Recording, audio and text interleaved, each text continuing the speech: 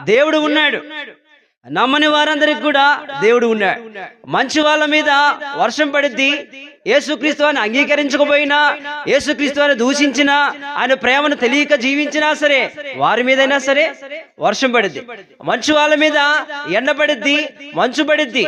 ఆ తర్వాత ఎరుగని వారి మీద కూడా, నమ్మని వారి మీద కూడా, దేవుడంటే లేడు అని చెప్పే వారి మీద కూడా అన్ని దేవుడిస్తా ఉన్నాడు.